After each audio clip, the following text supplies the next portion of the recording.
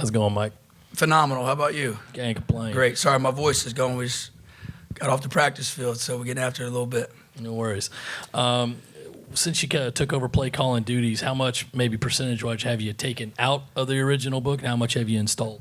Yeah, it's a great question. You know, with such limited time, it's hard to just take everything out and redo everything. You know, so we really haven't taken out and added a lot. You know, we've tried to just kind of just do what we've done, but yet maybe kind of put some wrinkles on it a little bit to simplify some things, taking out some things to kind of protect us in areas that we need to be protected. And so, and then, you know, obviously we all have some ideas and we all game plan week in and week out. So there's always going to be new things that you add based upon situational things. But so we'll continue to do that. And we did that last week, but just doing an overhaul of the whole thing was completely impossible right now to do that. So we're just trying to do what's best for our players.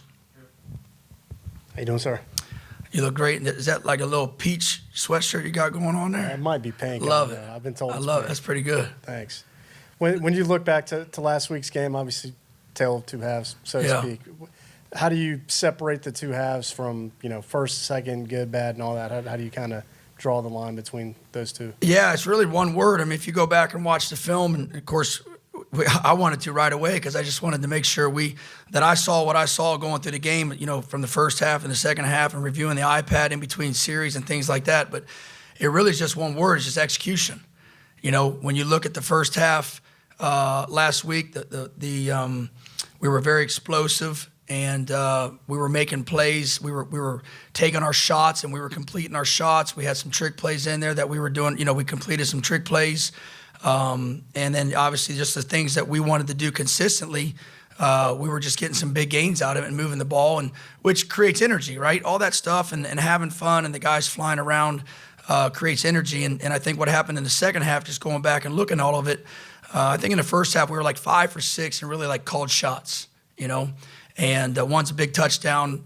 Two of them are big touchdown. One to Dre, one to Nick. Obviously, he took the one that we got out of the pocket, and he took it for 80. And then had some other ones. We made some, you know, we had 14 explosives in that game last week, which is, you know, that's a pretty good stat to have. When you go back and look at the second half, I think we were like 2 for 7 in our shot plays. You know, 2 for 7 in the chunk plays, what we would call. And I think when we didn't hit those, then that puts you back in, you know, second and third and long. And that's not the game that you wanted to live in. And so we definitely executed way better in the first half than the second half. And I think the other thing, too, is I think I got a little bit too aggressive. You know, I thought maybe just from a play calling standpoint where trying to just put the game away at times, if that makes sense. And so learning lesson for me and going through this process and continue to grow in that area. But and protecting those guys instead of just trying to put the game away and get some points and do something like that, just making sure we're better fit for that and stick to the plan. But the one word is just execution. We hit a couple of those big explosives in the second half. We just get one of them. You know, that whole game has changed from a time standpoint. And so that's the two tails of those halves. Hey, Mike, two-part question for you. What was your reaction when you found out you were going to be the primary play caller for the rest of the season here? Yeah. And then, you know, Shane's got a big decision to make with this hire after the season. Yep. For you personally, what would it mean to you to have that interim tag lifted off and you become the full-time OC?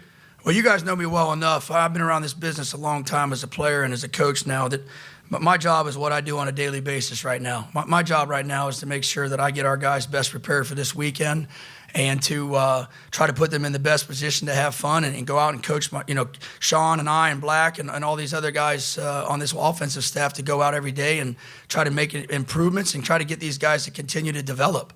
Like, that's our job, right? It's not about the future. It's not about what's next week. It's not about what's down the road.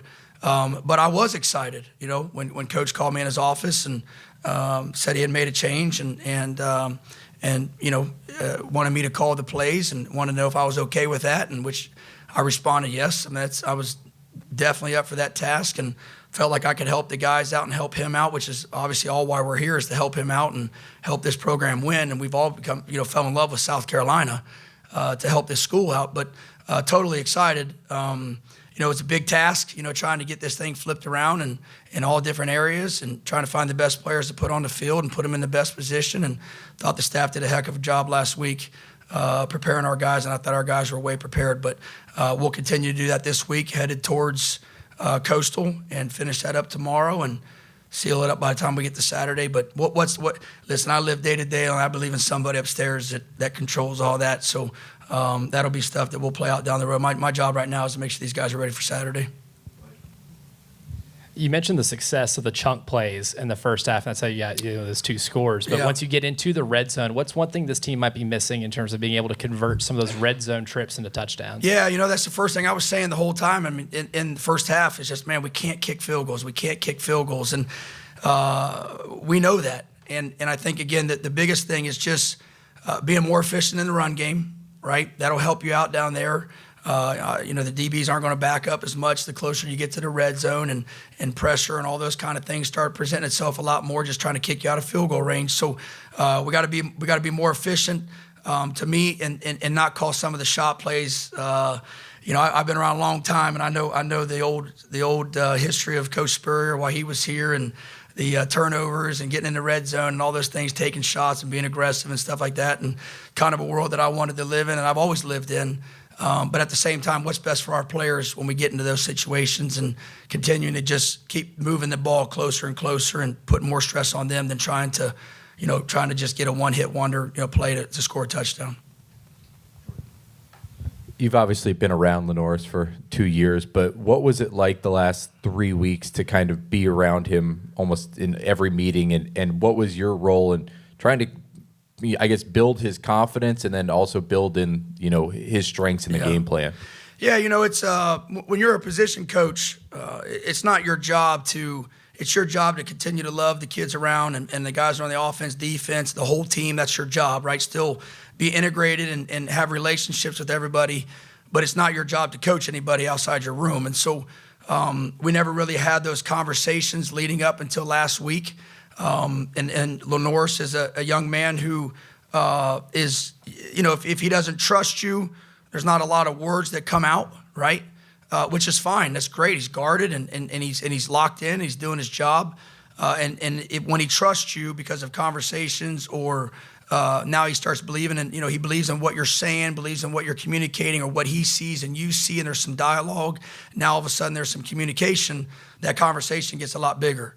And I think that's been the biggest thing over the last 2 weeks with Lenore's and I, has been able to communicate on the phone when he's away from the building, and what do you like, and what's and also I told him too, now listen, this isn't going to be like, hey, we're going to do everything you want. Like, you're still a young kid in college that still needs to learn and develop as a player. So there's going to be things that you might like, but there's going to be things I'm going to tell you that this is not what we do successful. So we need to do this. And I think there was a relationship that we started building of, okay, I see that, and hey, I'm not going to be able to get away with everything, and this is what we're going to do to help the team. And so I think that relationship grew a lot over the last 2 weeks and all the way into today at practice. I thought today at practice and this morning he spoke to our wideouts about some plays that he wants to get done and what's he demanding, and I think those are all steps for him from a leadership role that we're pushing him to become. Right, and I know it's a short period, but I think when you're the leader of this football program, which quarterbacks are, right, that they instantly have to be the leader. Then everybody around you has to believe in what you're saying or believe in what your actions are preaching, and so we're working on that as well. Not just throwing the ball, not just reading keys. It's a full development thing that I think has definitely expanded over the last 2 weeks, and I've had fun with it because I've just gotten the whole, a couple of words here and there, and, we go paintball and do some stuff like that, but it's still not a, hey, we need to do this or you need to do that from a mechanic standpoint. It's just, a relationship and a respectful relationship. But it's been a lot of fun. He's been very, very receptive. I think some of the throws that he threw in that game at A&M, I think the throw to his brother in the first half on a third and long, staying in that pocket, throwing the corner route to Pup.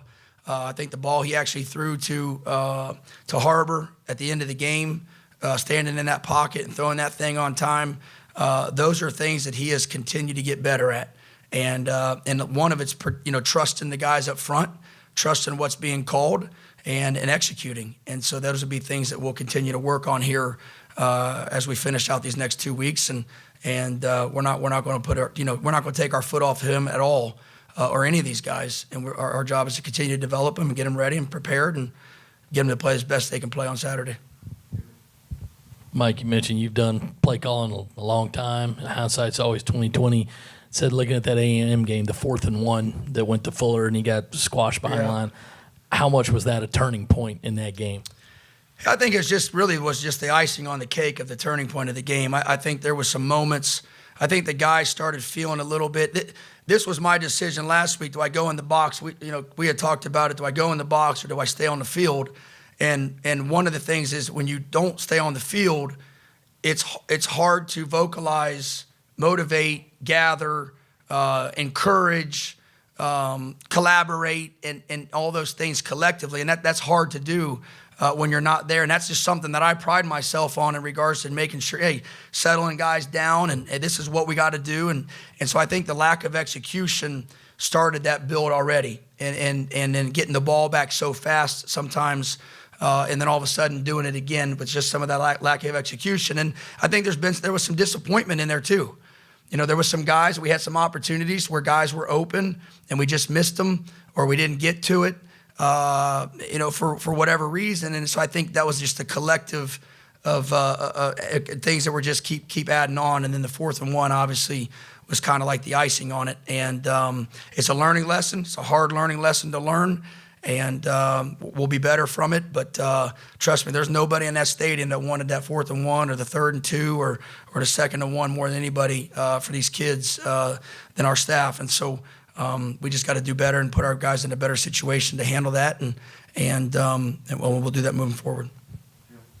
How have you seen Nick progress throughout the season and making some of the big catches downfield and obviously having the big day on Saturday? Yeah, you guys know I'm pretty close with Nick, and I've really enjoyed watching him develop as much as a lot of these other young men that have developed their careers. But to see this young man do what he's done and continue to be consistent week in and week out, maybe not having the productivity that he's wanted week in and week out, and then to watch him catch that ball and run, I think everybody sat there and said, hey, this is what we were waiting on.